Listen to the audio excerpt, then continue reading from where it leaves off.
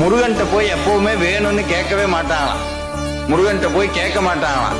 எப்படி பேசுவாங்க? அந்த ஐயா சொல்றாரு, டே என்னடா நீ பாட்டுக்கு சிரிச்சுக்கிட்டு இருக்க, எனக்கு உடம்பு சரியில்லை, நீ பாட்டுக்கு சிரிச்சுக்கிட்டு இருக்க, நான் யாரோ பக்கத்து வீட்டு பையனைத்தான் சொல்றாரு இருக்குன்னு, நாங்க இப்படித்தான் முருகனை பேசுவோம், மறாத நாள் சரியா போயிடும்.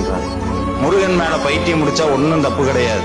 யார் யார் மேலயோ பைத்தியம் முடிக்கிறதுக்கு, முருகன் மேல பைத்தியம் முடிச்சா எப்படி தெரியுங்களா இருக்கும்? வாழ்க்கை சந்தோஷமா இருக்கும். வாழ்க்கை சந்தோஷமா இருக்கும்.